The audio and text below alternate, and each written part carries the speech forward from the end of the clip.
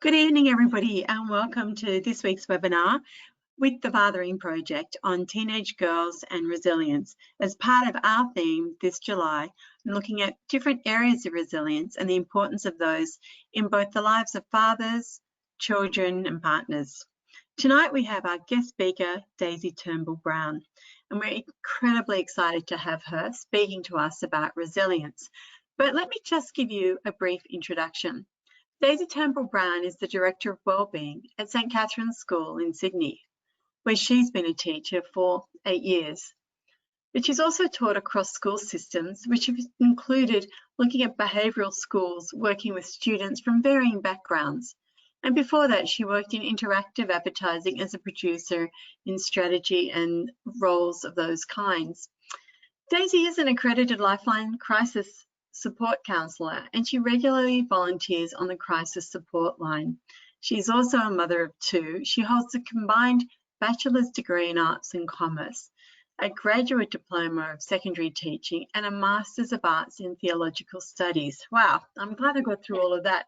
She is also an obsessive crocheter, and as she says, a terrible runner. But for us, she is a brilliant, insightful teacher and director on wellbeing, and we are so happy to have her tonight to take us through teen girls and resilience. So without further ado, I'd like to hand over to our guest speaker tonight, Daisy Turnbull Brown. Thanks so much, Liz, and thanks for that great introduction. So I teach at St Catherine's in Sydney, and I teach in their senior school. So I've been teaching there for 8 years, which means this year, well, last year as well, but this year I'm teaching a few students in year 12 that I've known since year 7, which is always a slightly time warpy thing to go through because I haven't aged in that time, so it's amazing. Look, the first thing I want to talk to you about is the factors of resilience, and this is from Karen Ryvik's work at the University of Pennsylvania School of Positive Psychology. There are so many different ways people talk about resilience and how to build resilience, but I really enjoyed her way of dividing it into these factors, and I use it a lot when I talk to the students, and I find it really helpful.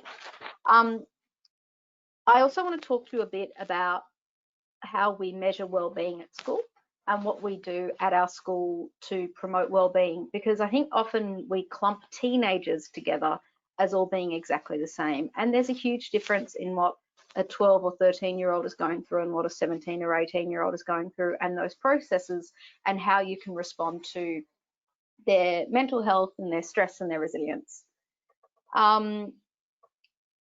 Before I do that though, I just want to briefly talk about Nassim Nicholas Taleb has a book called Anti-Fragile, which is a great book, and he has this great he has this term of anti-fragility, and I think it's something that we need to think of with teenagers and resilience, because often when we think of resilience, we're thinking of something that bounces back to its exact same form. So, you know, if you have a glass of water and you drop it on the floor, it breaks, it's fragile, very little chance it'll get back together. If you have a sippy cup, you know, your child, as a parent of teenagers, you probably haven't gone through this for a while, but sippy cups fall on the ground repeatedly and stay exactly the same. Anti-fragility is something that each time it drops, it gets a little bit stronger. And to that end, there is something innately human about anti-fragility. And I really like thinking about resilience as not just being going back to how we were, but growing and thriving from experience. So we often assume we know what resilience is and what it takes to be resilient. And instead of telling kids to buck up or be resilient, we need to focus on the factors of resilience, which, like anything, it's easier to work on the parts rather than the whole. So, oh, hang on, I'm not in the right screen. There we go. Okay. So Karen Ryvik has 9 factors of resilience. The first is biology, and you can't do much about that. There are studies that show, you know, people are born with stronger immune systems, or there are some research that says that taller people are more resilient. I don't really like that theory because I'm short. And there are some other stuff around breastfeeding and that kind of thing. But for now, I would say just ignore that. You are who you are. The second factor is self-awareness. And self-awareness is not just being aware that you yourself are there, but thinking about how you react to certain situations, how you respond when something happens to you. Do you jump to your fight, flight, or freeze response? Self-awareness is something that can be developed through mindfulness, through breathing exercises, or stopping yourself and asking, why is my heart rate going up? Why are my fists clenched? Why am I biting my fingernails? It doesn't actually stop you doing those things, but it is the first step because it develops an innate awareness. And I think we often see in teenagers, they can be experiencing an emotion really fully, and they might not have stopped for a second to think why.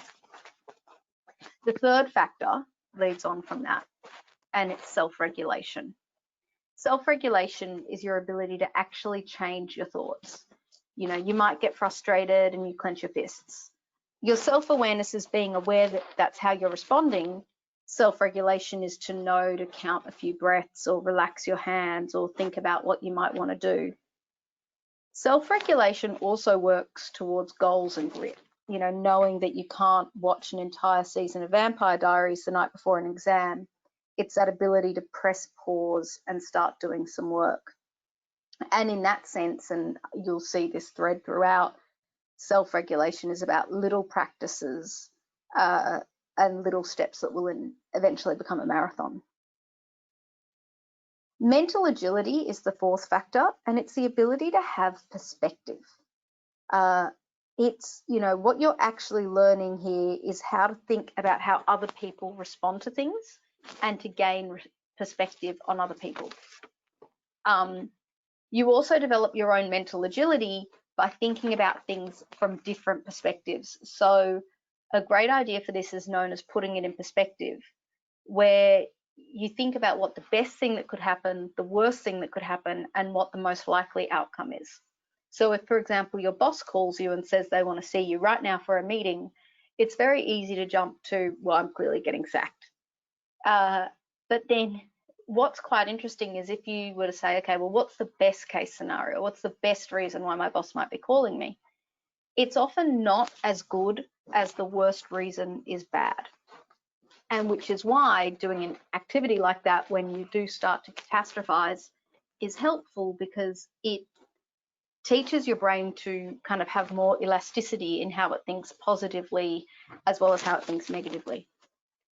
And then think about what the most likely outcome is, which is a really useful thing to do. And as an activity with your teenagers, I would definitely suggest that. Mental agility also relates to being able to think about more than one solution to a problem. You can often think, I found the solution and I'm done, but more resilient people might think about more options. Now, this can cross over into that very annoying thing of being an absolute maximizer when making a decision and never actually making one. But that's not to say that thinking about other solutions is a bad thing. The fifth factor is optimism. And optimism is very popular at the moment, but it can sometimes get a bad rap. Optimism is not being deluded in your positive thinking. It's about believing in a better future. During the start of the coronavirus pandemic, a colleague said to me, I'm healthy and we are one day closer to this being over. And ultimately that's true. We have to be. Optimism is a daily practice and it's not something that can be switched on or off. And to that end, optimism and resilience are marathons, not sprints. Being a pessimist is worse for your health than smoking a pack a day. So if you can get your daughter or your kids out of that, it always happens to me or I never get anything type of thinking, you're building their physical and mental health at the same time. And I think this is really important. And I know one of the questions might have to do with it, but around the use of the media during the coronavirus pandemic, I think a lot of people are, anxiously looking at the media and it's having a bad impact on their mental health. And we have to be careful about that.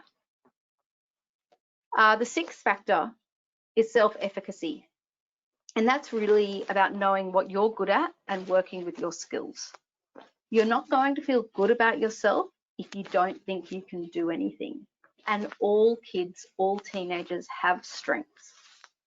I think especially here for parents, it's very easy to just do the thing for your kids, whether it's, it's faster to just put their laundry away, or it's faster to make their lunch, or it's faster to organize the thing they're meant to organize for a birthday party or something.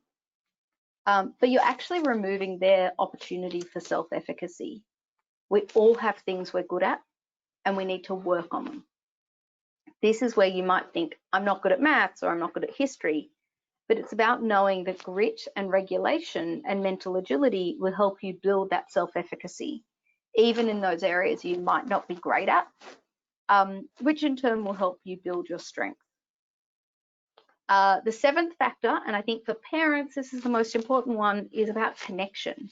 And it's about feeling safe with the people you love. It's about strong relationships. These relationships obviously start at home, and the first relationships we have are with our parents. Knowing you can ask mum or dad a question without judgment is huge for teenagers, and they're going to start coming to you with questions. And I think the best thing you can do is not jump to solving the problem for them, and also not jump to finding all the problems with what they're doing, and actually just listen. During coronavirus, we realized the importance of social interactions for our well-being. And this is why teenage girls especially were affected by lockdown, because they lost that social infrastructure of the bus ride to and from school, of recess and bantering at lunch. And they didn't realize they actually had to replace it with phone calls, because usually what teenage girls do is they talk at school, talk, then they go home and they're just on Snapchat, or they're on Facebook, or they're on Instagram, and they're not actually talking.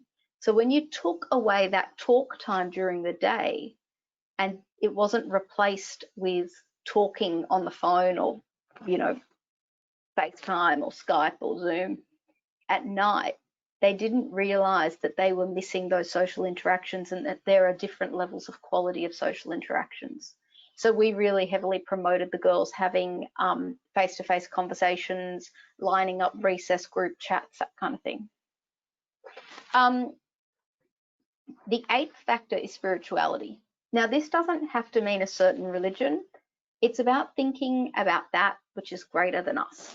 Resilient people are more likely to be a member of a church or a religious community, but that's not to say that all resilient people are.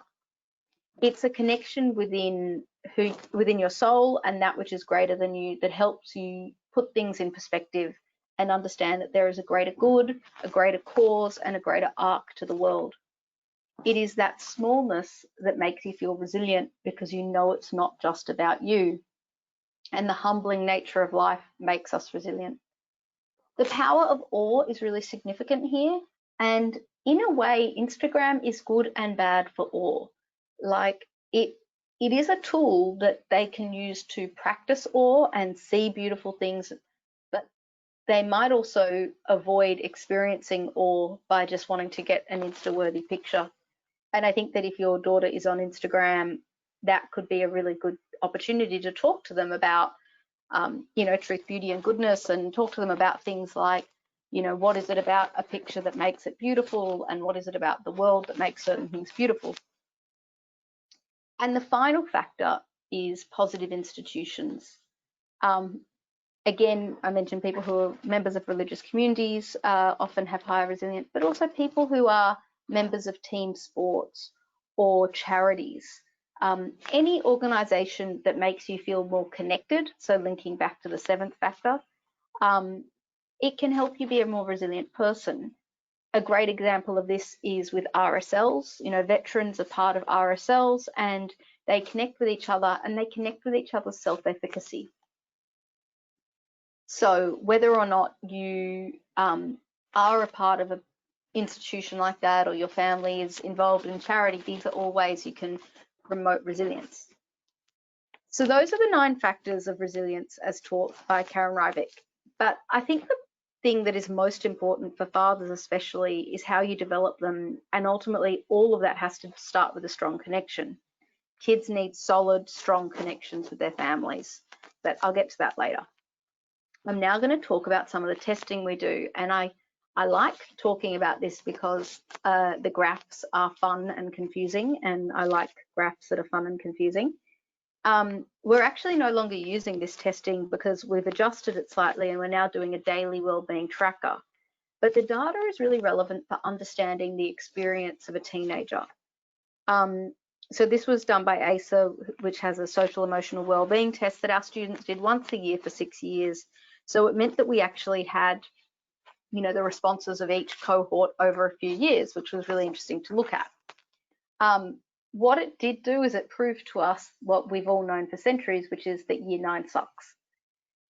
Being 14 is the actual and literal worst, and that it generally gets better.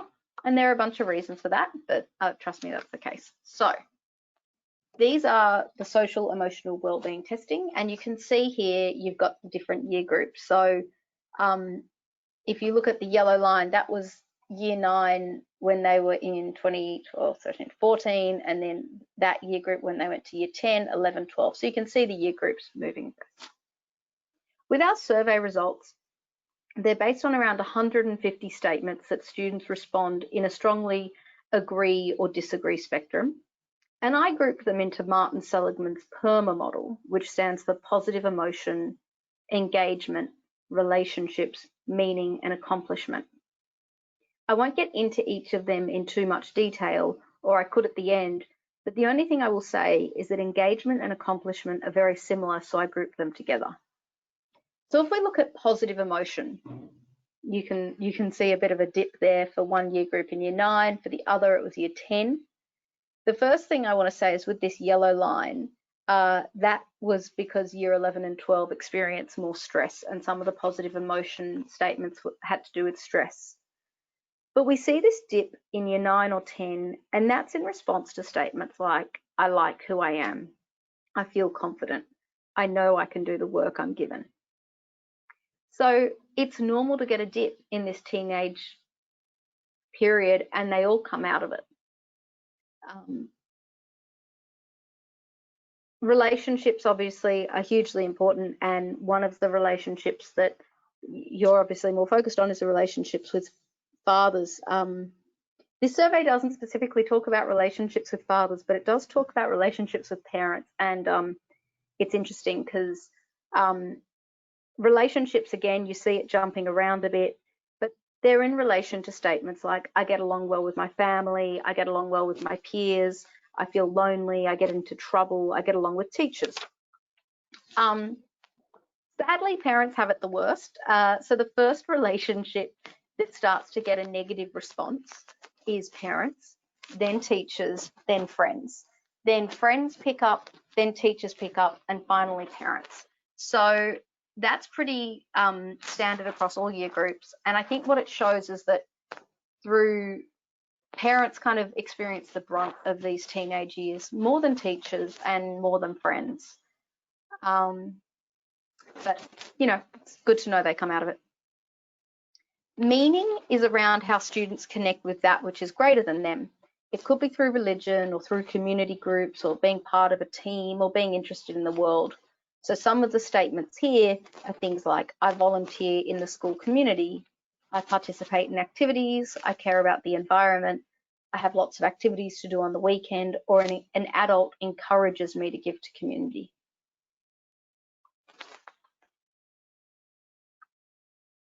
Engagement and accomplishment relate to how students interact with their schoolwork, how much they do, how much they want to challenge themselves, and how they achieve their goals. Accomplishment is interesting because you do generally see a pickup from year 10 and 11, or from year 10, because students have a greater sense of accomplishment when they become responsible for their subject choices, and you generally see that at the end of year 10. So when students have more control over what they're studying, they're more likely to be engaged, which leads to a greater sense of accomplishment. So to that end, I would say don't force your kids to do the subjects you want them to do. It's far better for them to do the subjects they want to do and they're interested in, because they will enjoy them more and they will do better. So don't feel like they have to do the subjects that you were great at, because they're not going to feel connected to those subjects. So what do we do around that?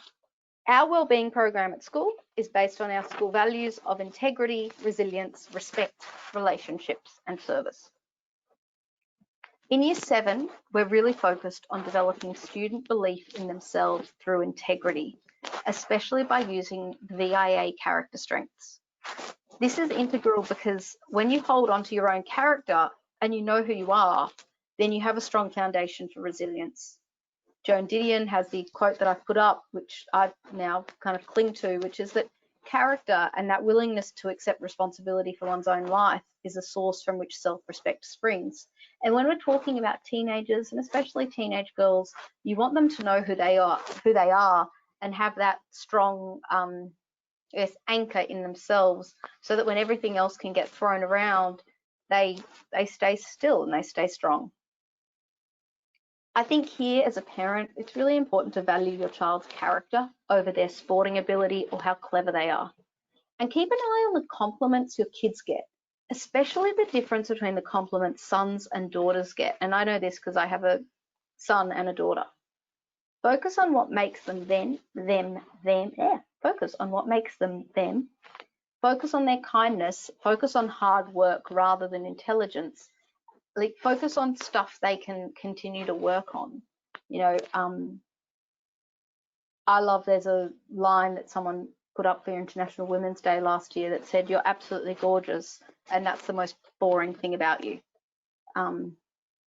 Professor Lee Waters does amazing work here on the area of strength-based parenting.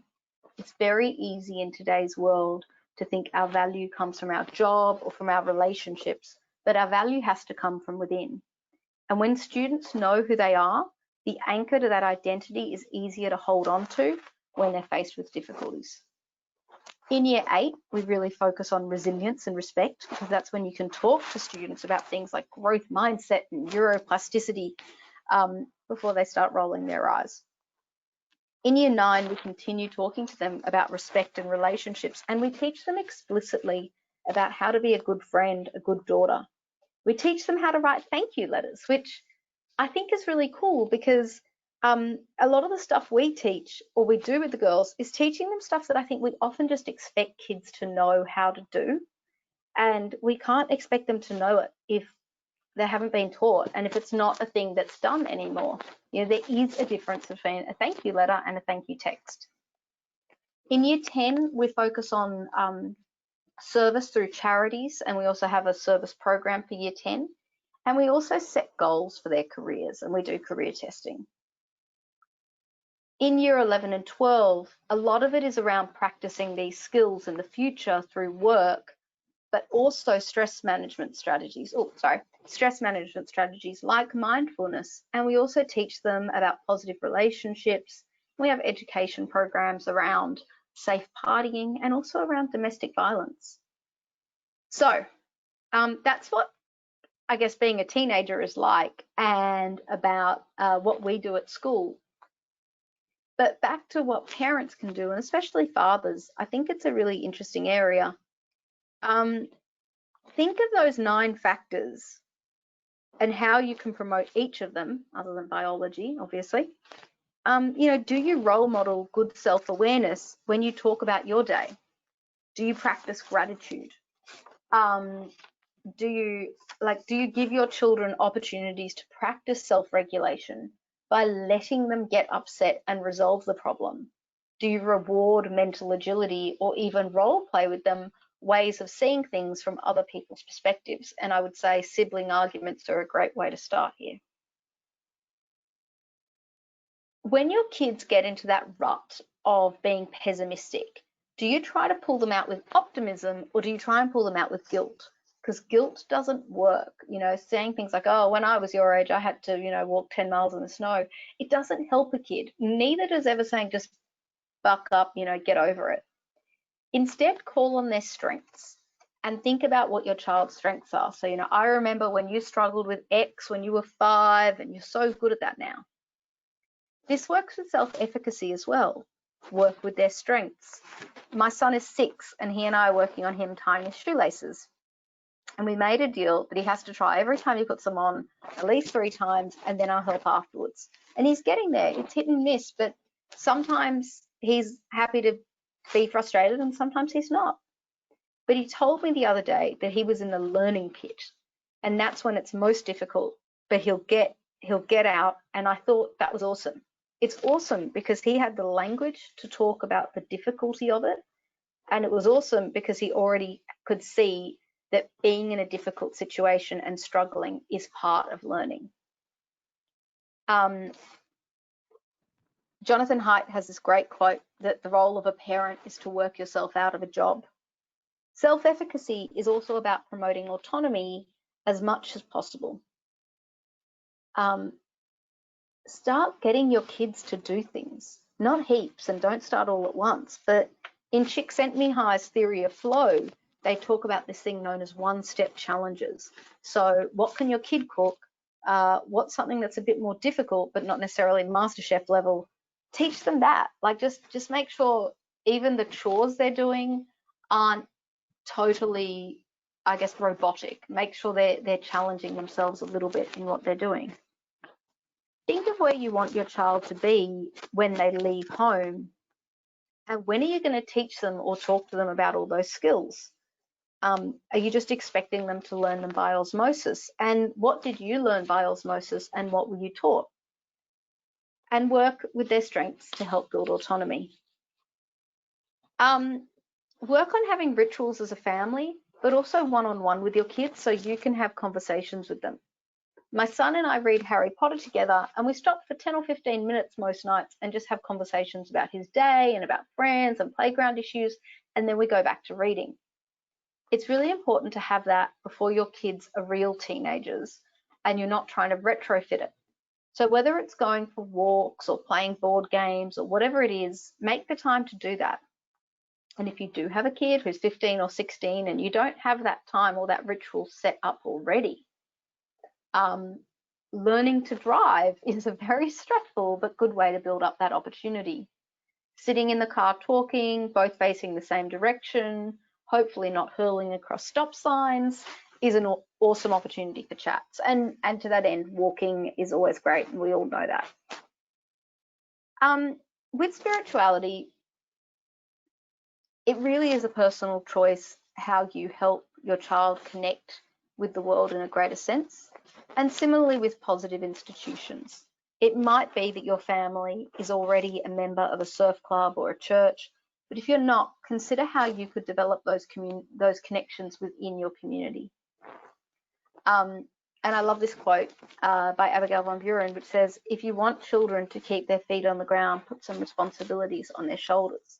And I think that's really important because teenagers at the moment, they can get very focused on everything happening to them, and I think especially during coronavirus, and it's important to remind them that what's happening is happening globally. I guess to wrap up, I want to say that resilience doesn't come in one day, and as Heraclitus, I hope I said that right, said, good character is not formed in a week or a month. It is created little by little and day by day. Protracted and patient effort is needed to develop good character. And I think resilience is the same. It's the combination of factors, and you can really work on them. Maybe you can work on one factor for a while. Maybe you work on one factor for a month. Maybe you work on one factor for a few days. Maybe you talk to your kids about the different factors and ask them, which factors do they think they're already doing well, and which ones do they think they might find more difficult. But I find it a lot better to look at it from a bite-sized perspective rather than just saying we're going to get resilient. And also, being a teenager is hard. They're individuating. They do want to kind of break away from you, and that will relate to a bit of rebellion. But if you know that you've given them the skills and the awareness of what makes a resilient person, hopefully that'll help them. And the most important thing throughout the teenage years is that they can come and talk to you when they need to. So yes, I think that's me done for my speaky bit, but I know there are some questions. Thanks, Daisy. That was great. We've got a number of questions here that have been sent in. Fantastic. A question from Jan. How does stress affect teenage girls? Does this help them build resilience or hinder this process? Look, I think stress affects the teenage brain differently because, and I'm not a brain scientist by any stretch of the imagination, because it affects their prefrontal cortex, and that's kind of the risk-taking element. I think teenage girls especially can buy into catastrophizing and really thinking everything is going to be terrible. And one thing you can do is really try and, like I said, putting events into perspective. That being said, you know, like anyone, some students work better on a deadline, some don't. And I guess it's really about how your child works. Great, thanks. This one's from Daniel. Can you give me some guidance on how to open a conversation with my daughter to talk about resilience, and why should we focus on this together? So is resilience, do you talk specifically about the word resilience, or are you just building resilience as a byproduct, if you like, of other activities? I think the first thing I would ask is whether or not your daughter is hearing the word resilience a lot, because if they are hearing the word resilience, there is always that chance that there'll be a bit of an eye roll when you mention it.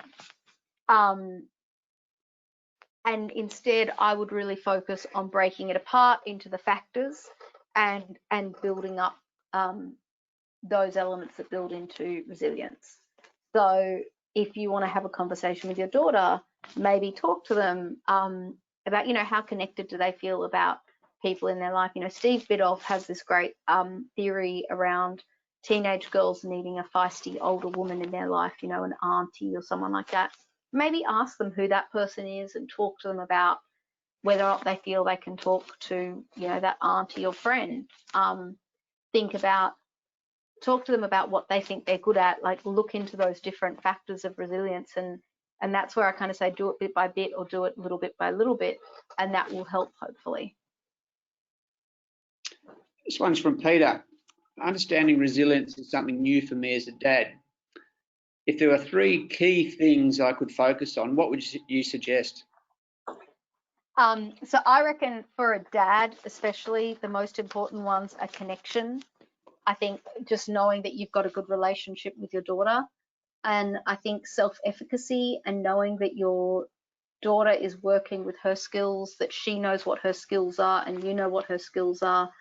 And I think also I would say you know, optimism in general, like working towards the idea that things will always get better if we work towards them.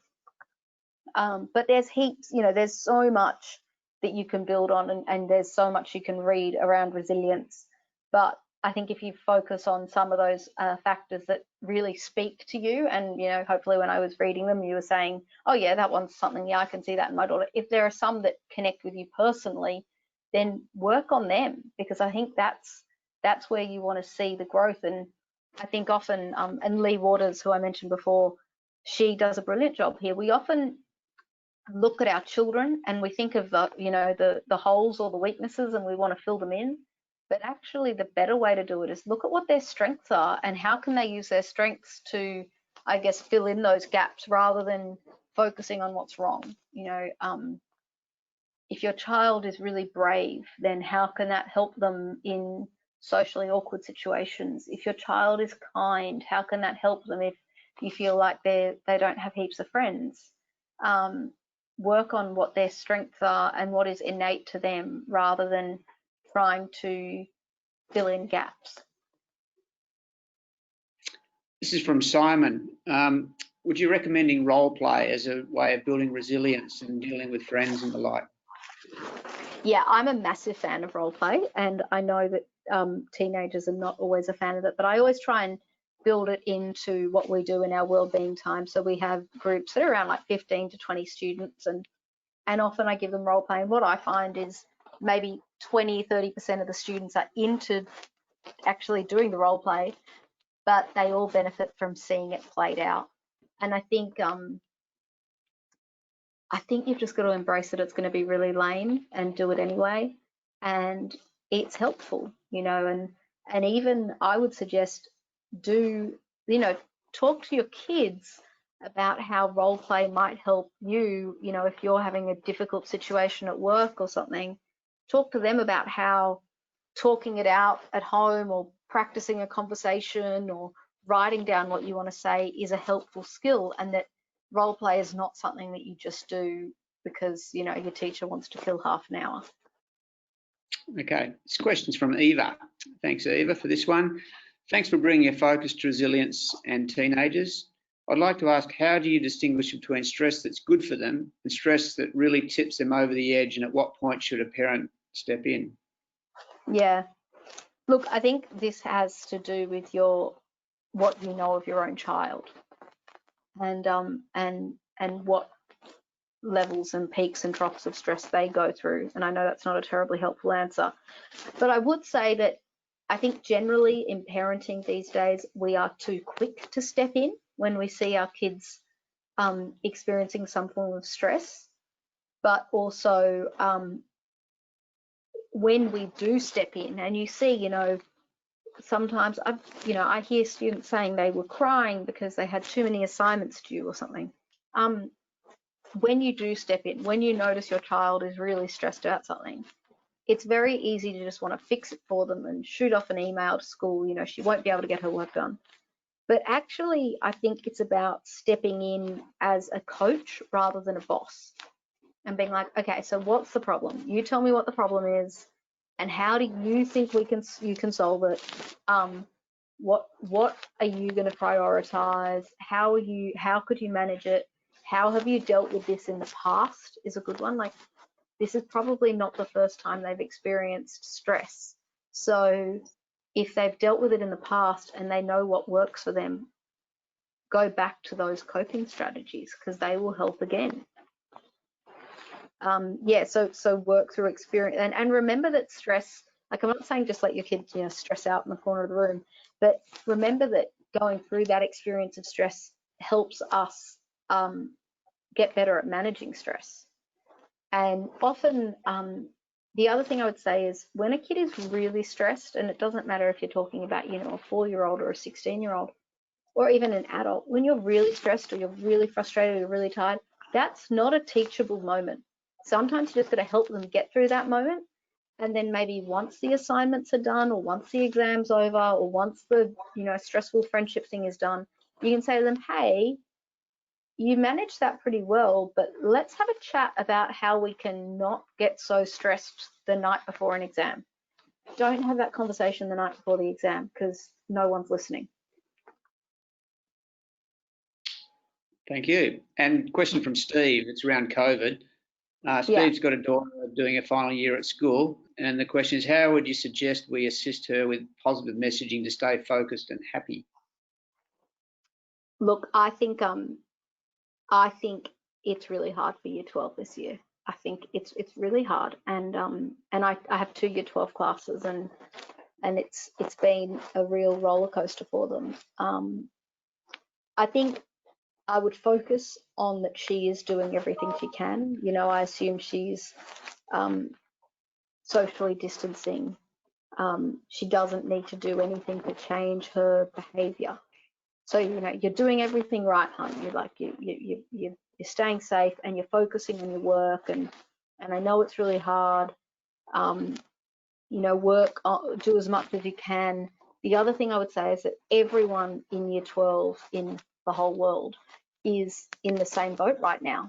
So, you know, you're not alone in this. That being said, you do need to work through and keep doing your work, even though it is stressful, as we all have to. But the other thing I would do is I'd make sure, you know, there are different ways of looking at kind of short-term resilience, and I would make sure she's not over-reading the media. I think a lot of people are getting really anxious when they read the media. I found, and I told my girls about this, but I was just reading, you know, the Sydney Morning Herald or The Age in the morning, and I was listening to the CoronaCast podcast, and then that was it. Like, no more information, whether or not there's going to be a vaccine in 6 weeks or 6 years, or whether or not there's a spike in a different part of the world, isn't going to change my behavior. I'm still staying at home. I'm still doing my work. So try and avoid the anxiety and the stress around it. And yeah, that's really all I'd say. But yeah, they're all in the same boat, and I think it's just knowing that we're getting through it. I think at the end of last term, we all really hoped that we were kind of at the end of it, and obviously we're now coming into term 3 in New South Wales, and you know, it's looking scary again, and that's something that yeah, year 12 is going to have to deal with. I think the other thing with year 12 is they're feeling like they're probably going to lose a lot of their lasts. You know, they're not sure, will they get their year 12 dance? Will they have their year 12 graduation ceremony? Just again, going to that sense of being aware that it's happening to everyone in the world, that we will find ways to, hopefully, you know, your daughter's school will find ways of making up for it next year, or when the virus is, you know, when the pandemic's over, or however they can, really trying to make sure that they still get that sense of, I guess, yeah, the end of year 12, and it doesn't kind of fizzle out. Great, thanks. So we'll just finish off with something. We've finished with the questions now, but the last point I'd just like to quickly touch on is a little acronym that we use, the Fathering Project, and that's called BUST, and it's being there, unconditional love, and specialness. And the S on specialness you mentioned around finding something that's from within rather than like beauty, for example. So find something that's really long lasting and within rather than something superficial. You know, the concept of beauty, social media and everything else is a bit tricky for girls. And so finding that specialness that really is long lasting is something that should be nurtured. Yeah, absolutely. And I think, yeah, I think it's really important. And I would say, you know, social media is obviously it's not going anywhere. And there are some really dangerous accounts on social media, and obviously body image issues and all of that. But there are also some really brilliant accounts that support positive body image and just well-being and mental health. And I think I now, if you ask me, I could not possibly think of any of the names right now, but I think that there are some great opportunities if your daughter is hooked on social media to find some positive messaging. The other thing I would say is it's really great to sit and talk about what your kids' strengths are and how they come from within. As you said, you know, their specialness. And if you haven't sat there and wondered what your daughter's strengths are, there's a great opportunity to do that and even talk to them about what they think their strengths are. And they might find that incredibly embarrassing to talk about. But it's very easy for girls to not talk about their own strengths. And if you can get them talking about, you know, the girls can be very quick to not want to brag. And it's not about bragging, it's about being aware of their strengths. And I think that if you can get your daughter in a position where she's happy to talk about what she's good at, and that not I'm good at math, but I worked really hard on that assignment, and that was my strength, was my persistence, not my grade. That's where you can really build that language around their strengths. Well, thank you very much, Daisy. That's been incredibly insightful and also such practical advice for us as parents to take on. I know having some teenagers, it will be very practical for me, and I'm sure for many of our listeners tonight. So we really want to thank you for sharing all those insights and what you've learned along the way working with teenagers in those quite critical years of year 11 and year 12. I do want to remind our listeners tonight that on Friday night we have Michael Crossland, who will be doing a podcast with us.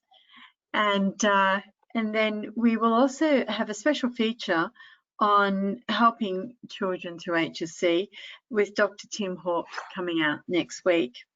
And not to forget that in August, we're going to be featuring bullying and cybersecurity at the Fathering channel. So we do hope you'll continue to keep joining us. We want to say thank you very much again to Daisy Turnbull Brown. Wish you all the best for the term that's starting. and remind people that if you do want to get in contact with the Fathering Project, please follow the screens with our email address, our website, or you can call our 1300 number if you're interested in registering to start a DAS group at your school. So we wish you all a very good night.